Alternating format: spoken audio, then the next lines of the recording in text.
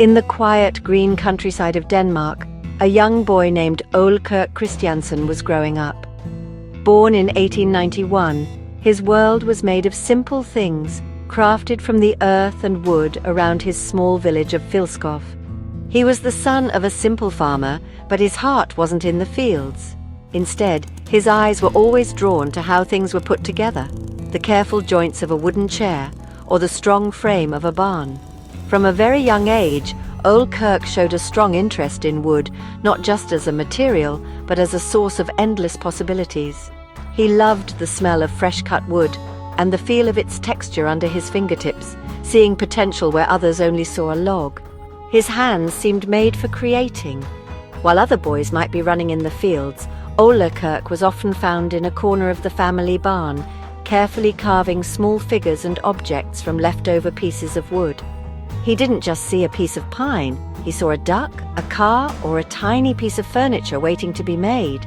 This was more than just a hobby, it was a deep, natural passion.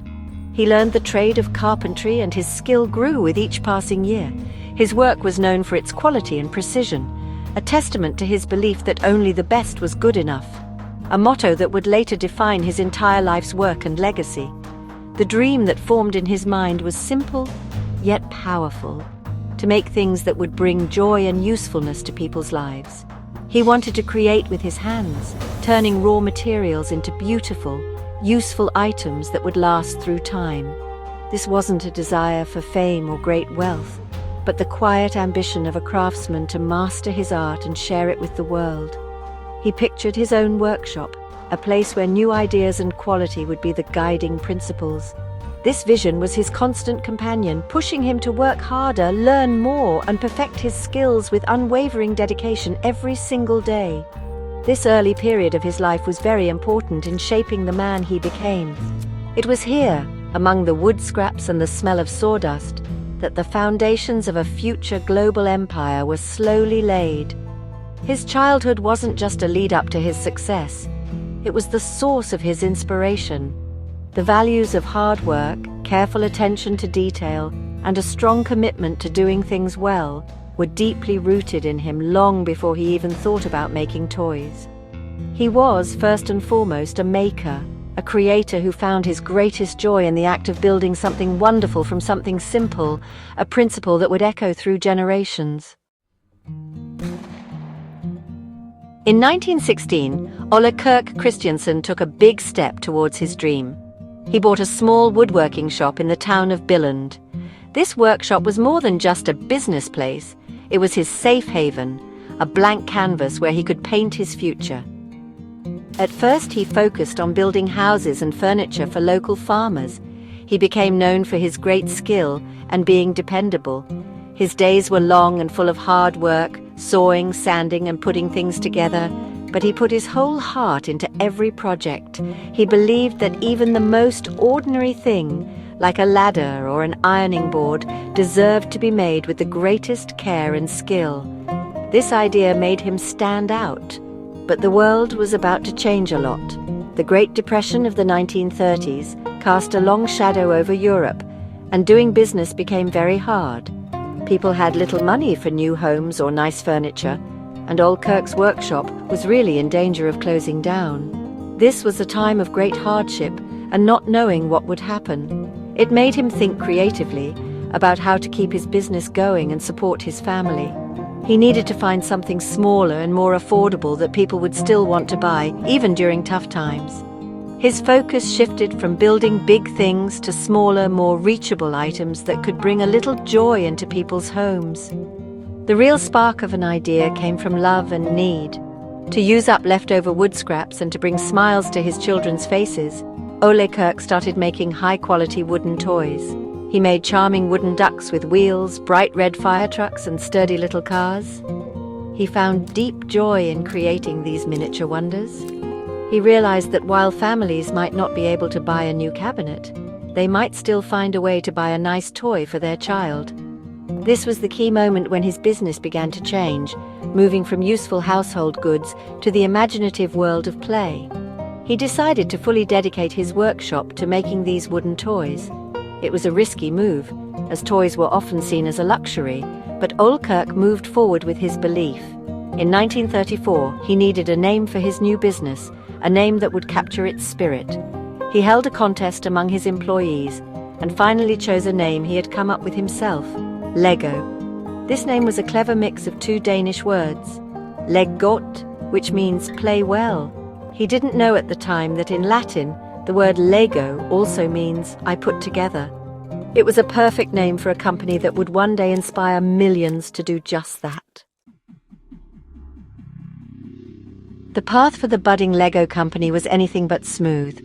Instead, it was forged in the crucible of repeated hardships. Disaster struck not once but twice in the form of devastating fires. The first fire in 1924 destroyed his workshop and home, a catastrophic event that would have made many give up on their dreams entirely. Yet, with remarkable resilience and the support of his community, Ole Kirk rebuilt, making his new workshop even bigger. Then, in 1942, another fire swept through the factory, turning his entire stock of wooden toys and all his design plans to ash. Once again, he faced what seemed like an irreplaceable loss, the complete destruction of his life's work. These fires weren't the only challenges he faced. Financial struggles were constant and overwhelming, especially during the war years and afterward. There were times when the company was on the brink of going broke, with barely enough money to pay his small team of employees or buy enough raw materials. He even had to trade his toys for food to support his family. During one particularly tough period, his own family members begged him to give up the toy business and return to the more stable carpentry trade. The pressure to quit, to choose the safer path, was immense, coming from all sides and testing his will to the absolute limit. It was Ole Kirk's unwavering determination that carried him through these dark times. His motto, Det bedste ikke for godt, or only the best is good enough, wasn't just a clever marketing slogan. It was the core of his personal and professional philosophy. He refused to compromise on quality, even when it would have been easier and more profitable to do so. There's a famous story of his son, Gottfried, proudly telling his father that he saved money by putting only 2 coats of varnish on a batch of wooden ducks instead of the usual 3. Ole Kirk made him go back, retrieve the toys, and apply the final coat, teaching him a lesson that would forever define the company's values. This relentless pursuit of excellence, even in the face of ruin, was what ultimately saved the company. Customers knew that a toy from Ole Kirk's workshop was a toy built to last, crafted with care and honesty. This reputation for quality became his most valuable asset, building a loyal customer base that trusted the Lego name. Every time he faced a setback, whether it was a fire that turned his work to ash or a financial crisis that threatened to close his doors, Ole Kirk didn't see an end. He saw a difficult but necessary opportunity to rebuild, to improve, and to come back stronger than before. The turning point for Lego came with a material that was the complete opposite of wood plastic. In 1947, Ole Kirk Christiansen learned about a new technology, the plastic molding machine. While many were doubtful about this new material, seeing it as a cheap and poor replacement for traditional wood, Ole Kirk saw huge potential in it. He was especially fascinated by a sample of a small interlocking plastic brick made by a British company. He saw that a system of play, where kids could build anything they imagined, was much more powerful than a single fixed toy. He bought the machine and started experimenting with his own version of the interlocking brick. The first plastic bricks, called automatic binding bricks, came out in 1949. However, they weren't an instant hit. The connection system wasn't perfect. The bricks didn't always hold together well, and retailers were hesitant to take on plastic toys. For several years, wooden toys remained the company's main source of income. But Ole Kirk and his son Gottfried, who was now a big part of the business, deeply believed in the idea of a play system. They worked tirelessly to make the design better. In 1958, they perfected and patented the famous stud and tube connection system, which gives the bricks the strong, reliable grip that makes them so unique and loved today. This was the key invention that opened the door to worldwide success. With the new and improved brick design, the Lego play system was truly born. Now kids could build structures that were strong and could be moved, played with, and rebuilt endlessly. The potential for creativity was limitless. The company stopped making wooden toys to focus completely on this new, amazing system. This was a brave and smart decision that set the path for the future.